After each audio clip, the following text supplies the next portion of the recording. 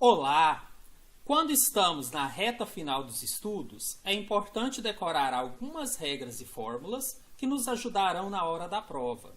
Neste vídeo, vou mostrar essas regras e fórmulas para ajudá-los nessa missão. Vou mostrar o que acredito que devam decorar para a prova, de acordo com a sequência do conteúdo das aulas, começando com números inteiros, racionais e reais. Bom, aqui eu destaco que é importante que conheçam regras de sinais, de potências, raízes ou mesmo operações com frações. Mas também entendo que não são coisas para decorar, e sim para aprender com a prática. Mas aqui, o objetivo deste vídeo é mostrar coisas que merecem ser realmente decoradas. Assim, uma coisa que não usamos com frequência é a regra para determinar fração geratriz de uma decimal periódica, de uma dízima periódica. Há outras maneiras de fazer, mas aquela que eu ensinei consiste em decorar essa regrinha que está aqui. Eu vou até fazer um exemplo para ajudá-los nisso. Então, quando nós temos uma dízima periódica como essa, 0,15333, e queremos saber qual fração deu origem a ela, uma das maneiras é essa. Pegar como numerador da fração a parte que não se repete, seguida da parte que repete menos a que não repete. A regra parece confusa, mas vocês vão ver que na prática que é tranquilo. O que eu vou pegar para o meu numerador? Eu vou pegar essa parte que não repete, que é o 15, seguida da que se repete, que é o 3, menos a que não se repete, que é 15. Então, esse numerador, a princípio, seria 138. Lembrando que essa é só a parte da fração. Se tivesse uma parte inteira, a gente já teria considerado separado e depois somaria. Mas pensando só nessa parte, o numerador 138. Já o denominador é formado de um 9 para cada algarismo que se repete, seguido de um 0 para cada algarismo que não se repete. Então, o que se repete é só o 3, repete somente ele, 3, 3, 3, então só um 9. E que não se repete é o 15, então eu vou colocar dois zeros porque o 15 tem dois algarismos. Esse é o denominador. Então, concluímos que a fração que deu origem a essa dízima periódica é 138 sobre 900. Só que aqui tem mais um detalhe. Em geral, a gente precisa da fração mais simplificada possível. Então, eu vou dividir numerador e denominador por 6, que é o máximo divisor comum, e vou chegar, então, na minha fração, 23 sobre 150. Ok, então, coloquei isso aqui porque acredito que decorar pode ajudá-lo se tiver uma questão que pede isso, ou que dentro dela precisem disso. Essas regrinhas aí decoradas, vamos dizer assim, ajudarão bastante. Já no outro tema, problemas de contagem, as regras que eu considero importantes que vocês decorem, na verdade são fórmulas, são essas que estão aí na tela. Começamos com a permutação simples. Ele fala que a permutação de n elementos é simplesmente o n fatorial. Lembrando que permutação simples é a quantidade de maneiras que os elementos diferentes podem ser organizados e aqui todos são utilizados. Agora, e se tivermos elementos repetidos? Então, temos que usar essa segunda fórmula, né? Pn ABC. Esse A, B e C é a quantidade de vezes que se repetem cada elemento. Então, eu vou ter aqui total de elementos n, n fatorial, dividido pelo fatorial da quantidade de repetições. Lembrando que aqui o objetivo não é ensinar a usar a fórmula, mas apenas sugerir que vocês decorem. Bom, também é importante que decore a fórmula do arranjo simples. Lembrando que, nesse caso, quando se trata de arranjo simples, nós temos n elementos, só que são agrupados em uma quantidade p de vezes, ou seja, nem todos são utilizados. Por exemplo, eu tenho 10 elementos e quero fazer grupos de 3. Então, nós temos essa fórmula n fatorial dividido por n menos p fatorial. Com detalhe, aqui a ordem importa, decorem isso também. O que significa na prática? Se eu fosse pegar 3 elementos, por exemplo, pegasse primeiro o A, depois o B e depois o C, ou se pegasse primeiro o B, depois o C, depois o A, a gente consideraria que são grupos diferentes. Essa é a ideia da ordem importar. E temos ainda a fórmula da combinação simples, que segue a mesma lógica, né? A quantidade n de elementos, só que agrupado o número p de vezes. A fórmula n fatorial dividido por p fatorial, n menos p fatorial. A diferença é que aqui a ordem não importa. Ou seja, se eu pegar primeiro o A, depois o B, depois o C, ou se eu pegasse o C, depois o B, depois o A, a gente considera que é o mesmo grupo e não contaria duas vezes. Então, isso significa que na combinação simples, vamos utilizar essa fórmula, mas ela só pode ser usada quando a ordem não importa. Em relação ao sistema legal de medidas, que é outro item do edital, começamos entendendo que a unidade padrão de comprimento é o metro. E a partir daí precisamos decorar uma sequência de múltiplos e submúltiplos, e uma das formas é usar um mnemônico, né, que eu acabei ensinando aí nos vídeos. Vem do site da Micamática, né, do portal Micamática, que diz karaokê, 6 horas da manhã, dói cabeça e mente. É possível que vocês conheçam outros, tá? Esse foi o que eu ensinei. Olha, eu quero que vocês percebam as iniciais. K, o H, o DA, o M, o Dzinho, o C e o M.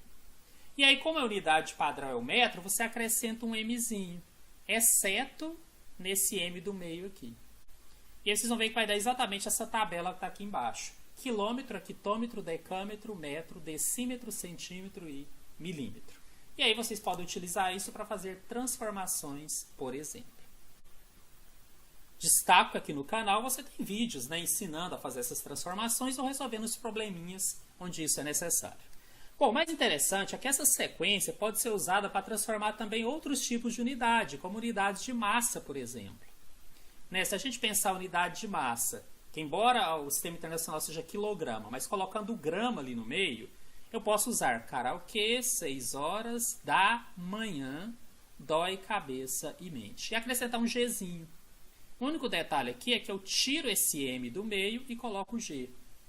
Então eu teria uma sequência também importante, quilograma, hectograma, decagrama, grama, decigrama, centigrama e miligrama. Perceba que é o mesmo mnemônico que está sendo usado agora para uma outra coisa. E ainda poderia ser usado para unidade de volume, em litros. Então eu teria lá o K, o H, o DA, a princípio o M, o D, o C e o M, só que eu coloco um Lzinho, quilolitro, hectolitro, decalitro, aí eu troco esse M por L, litro, decilitro, centilitro e mililitro. Também a partir dessa mesma sequência decorada, podemos falar sobre unidades de superfície, onde esses valores aqui, cujo padrão é o metro, passa a ser padrão metro quadrado. Então, de novo, aquela sequência do K, o H, DA, M, D minúsculo, C minúsculo e M serviria. Você acrescentaria o M, exceto nesse aqui do meio, mas acrescentaria também o quadrado, porque agora essas unidades de superfície, muitas vezes usadas para cálculo de área, estão ao quadrado. Destaco que o modo de transformação muda, mas também não é o objetivo desse vídeo falar sobre isso. Sugiro, caso queiram, que voltem em outros vídeos onde eu expliquei cada uma dessas transformações. Temos ainda as unidades de capacidade. Segue a mesma lógica. Ó, decorei aquela sequência, estou usando mais uma vez. Unidade de capacidade, também acrescento um Mzinho aqui, como se fosse metros. Só que, na verdade, eles são metros cúbicos. Então, você acrescenta um expoente aqui, um 3. Né? São usados muitas vezes para cálculo de volumes de coisas sólidas, por exemplo. Então, você tem quilômetros cúbicos, hectômetros cúbicos, decâmetros cúbicos, metros cúbicos, decímetros cúbicos, centímetros cúbicos e milímetros cúbicos. E aí eu sugiro fortemente que decore essa relação. Muitas questões gostam que você passe de unidade de capacidade para unidade de volume, ou vice-versa. A relação é que 1 litro equivale a 1 decímetro cúbico. E aí, se você sabe passar para qualquer unidade de volume entre eles, ou qualquer unidade de capacidade entre eles, é só deixar naquela que é conveniente, fazer uma regrinha de 3 e conseguir fazer essa transformação. Né? Destaque que isso é importante e que é comum até cair em concursos. Outras relações importantes que devem decorar são as de unidade de tempo. Acredito que vocês até já saibam a maioria delas, mas não custa relembrar. Por exemplo, saber que 1 minuto equivale a 60 segundos, que 1 hora equivale a 60 minutos, e aí se quiserem decorar que isso equivale a 3.600 segundos, podem, ou simplesmente depois você transforma de minutos para segundos. Saber que um dia tem 24 horas, saber que uma semana tem 7 dias, saber que um mês comercial tem 30 dias e saber que um ano comercial tem 360 dias. Às vezes, pode-se pedir o ano civil, que é o ano completo, 365 dias, ou o bissexto, que tem 366. Isso, às vezes, acontece em cálculo de juros simples, lá na matemática financeira. Na matemática comum, em geral, ele deixa claro se quer usar um ou se quer usar outro, mas comum é o ano comercial. Sobre razões e proporções, há algumas propriedades, mas eu vou destacar aqui aquela que é mais usada e acaba sendo a mais simples delas. Aqui diz que se A está para B, assim como C está para D, que é uma proporção, é verdade que A vezes D é igual a B vezes C. É uma multiplicação cruzada que a gente faz quase que instintivamente, mas porque existe essa regra que nos permite. Agora, eu acho legal vocês decorarem essa sequência ou esse procedimento para cálculo de divisão proporcional. Ajuda bastante e é bem simples. Então, sempre que conhecermos proporções e total, temos esse método direto para saber a cada parte, quanto cada parte equivale desse total.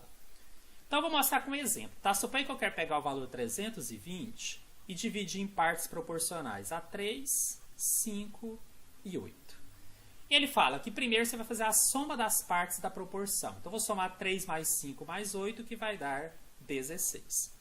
Depois ele fala para dividir o total pela soma das partes. Então, eu vou dividir 320 por 16, que vai dar 20. Se torna uma espécie de cota. Aí eu multiplico esse resultado anterior por cada parte. Olha só que interessante. A parte que o 3 equivale disso é só multiplicar 20 vezes 3, é o 60. A parte do 5, para ser proporcional, é só pegar o 20 e multiplicar por 5, que vai dar 100. E, finalmente, a parte do 8, é só pegar o 20 e multiplicar por 8, que vai dar 160. Perceba que a soma dá os 320 e que essa proporção é a mesma de 3, 5 e 8. Então, se puderem decorar essa sequência, também acredito que vai ajudá-los bastante. Em relação à regra de 3, não há bem o que decorar. Só vou chamar a atenção para que não se esqueçam de verificar se as grandezas relacionadas são diretamente ou inversamente proporcionais. Já em porcentagem, vou destacar uma possibilidade de resolver algumas questões mais simples utilizando a regra de 3. A ideia aqui é você relacionar um total com o valor 100 e uma parcela com uma certa porcentagem. Por que eu acho interessante essa regra de 3? Porque tem situações onde você conhece o total e a parcela e quer achar a porcentagem. Aí você coloca o X aqui. Há situações onde você conhece o total e a porcentagem e quer saber a parcela que isso representa. Aí você coloca o X aqui. E há situações onde você conhece a parcela, a porcentagem que ela representa e quer achar o total. Então você coloca o X aqui. Então perceba que eu consigo resolver 3 tipos de coisas, a partir dessa regra de 3 simples. Claro que isso não vai resolver todas as questões de porcentagem. Algumas são resolvidas modelando equações, resolvendo e tudo mais.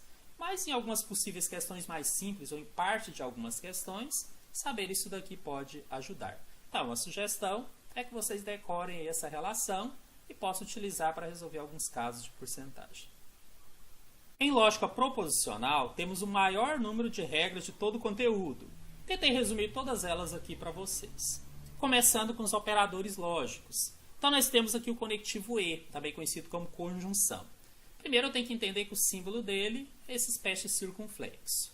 E decorar que quando eu estiver diante do conectivo E, tiver algumas proposições, que ela só será verdadeira se ambas as proposições forem verdadeiras. Se forem mais de duas, se todas forem verdadeiras. Tá? Então, se eu estou diante de uma proposição composta formada por várias proposições simples, tiverem ligadas pelo conectivo E, só considero o resultado verdadeiro se todas forem verdadeiras.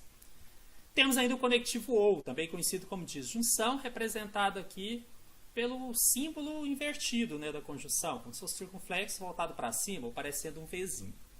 Vocês vão decorar que no conectivo OU, somente será falso o resultado das proposições, ou a proposição composta final, se ambas as proposições forem falsas, ou se todas forem falsas. Gente, se decorar isso daqui faz com que você consiga fazer toda a tabela verdade, caso precise. Você não vai decorar a tabela inteira, apenas a regra essencial de cada operador lógico.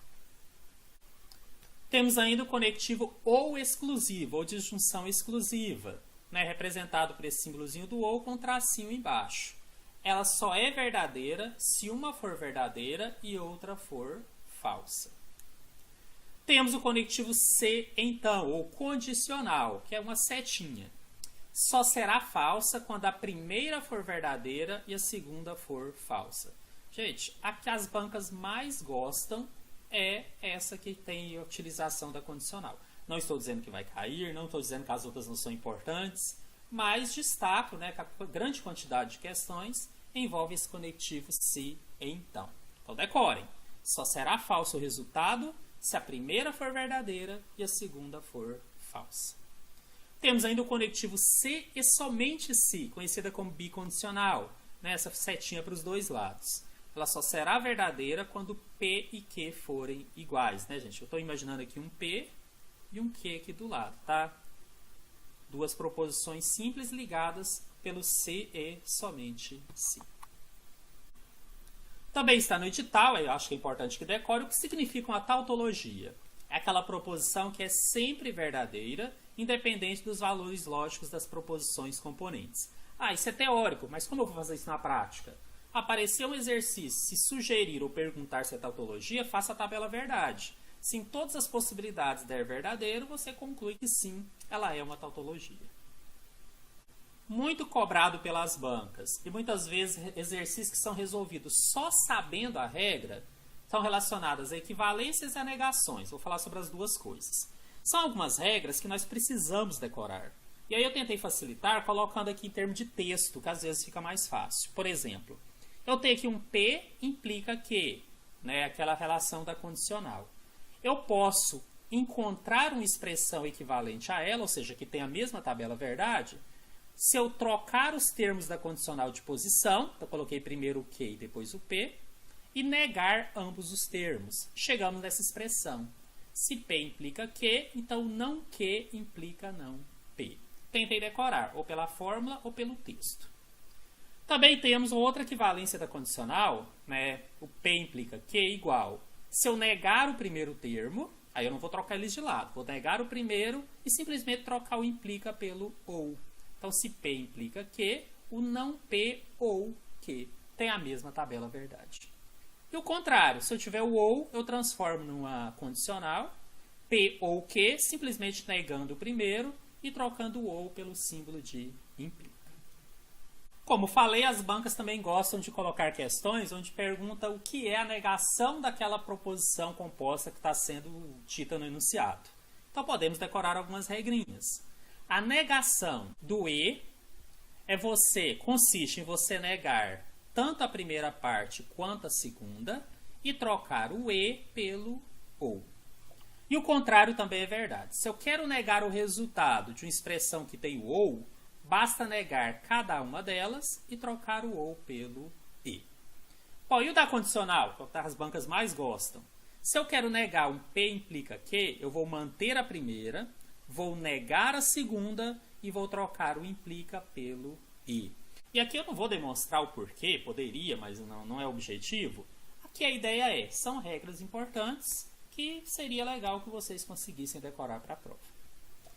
Bom, negação da bicondicional, o ou exclusivo. Então bastaria trocar o bicondicional, se somente se, pelo ou exclusivo, ou isso ou aquilo. E o contrário também é verdade. Se eu quero negar o ou exclusivo, ele vira uma bicondicional, se e somente se. Caso queiram entender isso melhor e ver exemplos, temos vários vídeos aí no nosso canal, onde eu explico realmente como cada uma é utilizada, faço exemplos, mas não é o objetivo deste vídeo fazer isso, ficaria muito extenso e fugiria da proposta que é mostrar o que vocês precisam efetivamente decorar para a prova. E fechando esse assunto, temos uma tabelinha que mostra a negação de alguns termos importantes. Também já vi muitas questões serem resolvidas apenas pelo entendimento de que a negação do algum é nenhum, a negação do nenhum é algum, a negação de todo, algum não, e a negação de algum não é todo. Decorem isso.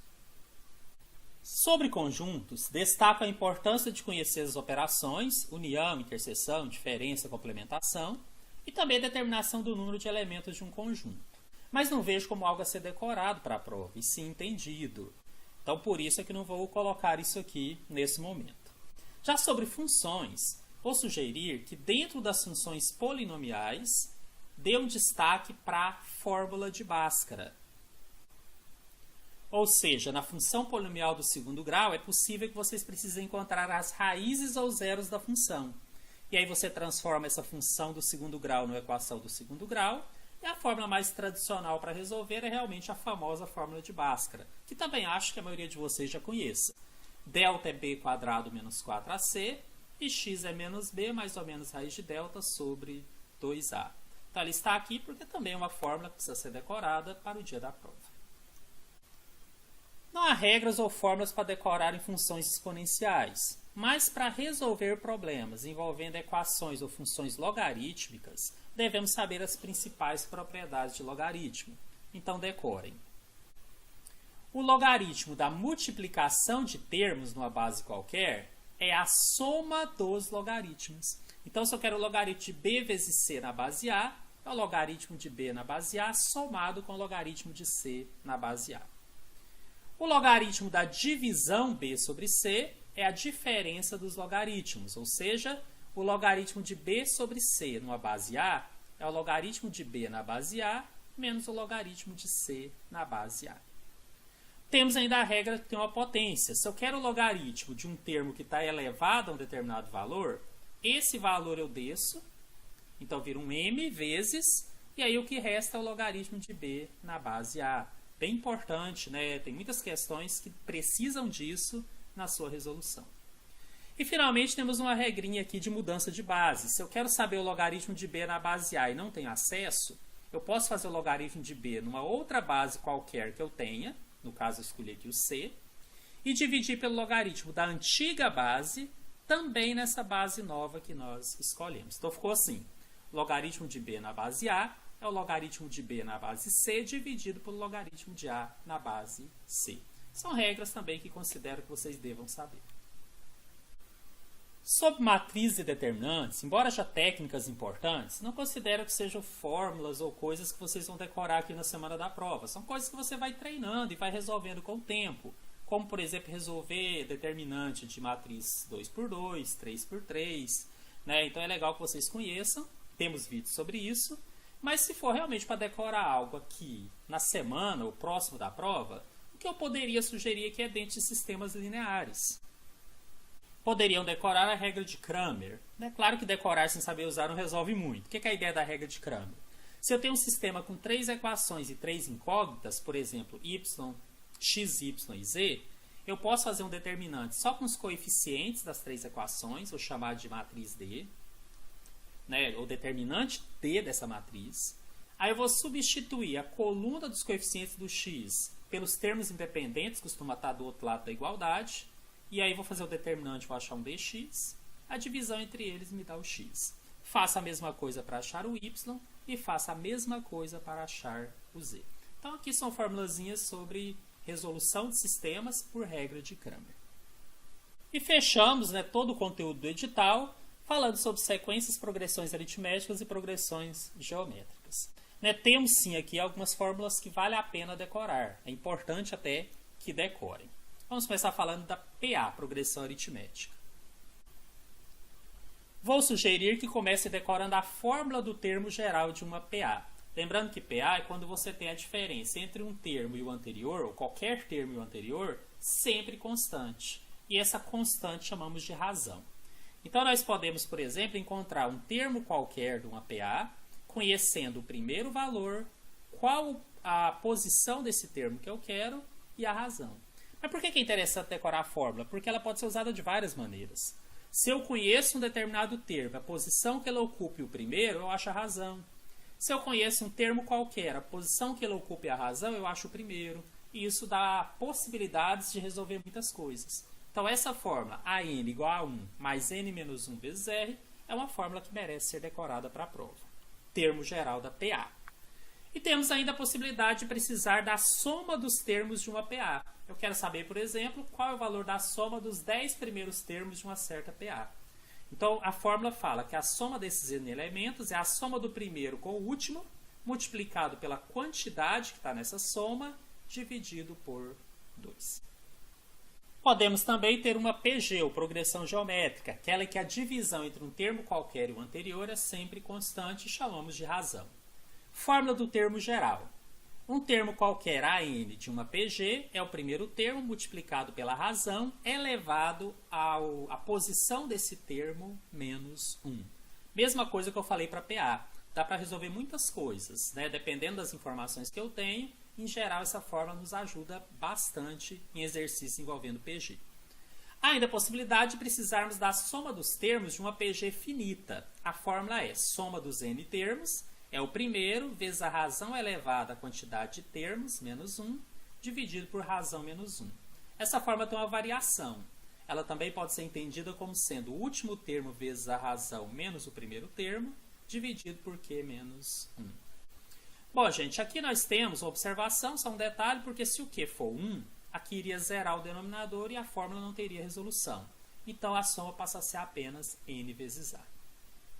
E fechando realmente essa relação de todas essas regras e fórmulas, temos a soma dos termos de uma PG infinita se a razão em valor absoluto for menor que 1. É isso mesmo. Quando você tem uma PG e a razão em valor absoluto é menor que 1, é possível somar mesmo a PG infinita. E a fórmula é até bem simples.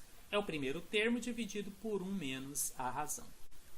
E, finalmente, o produto dos termos de uma PG finita é a raiz quadrada do primeiro vezes o último elevada à quantidade de termos.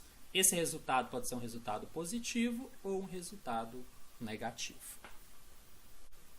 Bom, nas aulas dos vídeos sobre os conteúdos, eu adotei uma estratégia de pedir para anotarem, né, as regras importantes e as fórmulas e resolver exercício com essas anotações ao lado. Né? Eu acho que isso é importante para você ganhar confiança e realmente aprender a utilizar. Mas lá mesmo eu já sugeria que em algum momento você teria de decorar, normalmente mais próximo à prova. Mas aí você já saberia usar e muitas delas, só pelo uso, naturalmente você já teria decorado. Bom, então o objetivo desse vídeo foi, na verdade, mostrar de forma organizada as principais regras e fórmulas que eu considero que vocês precisem realmente decorar para a prova. Espero ter ajudado, aguardo vocês aí no nosso próximo vídeo e bons estudos!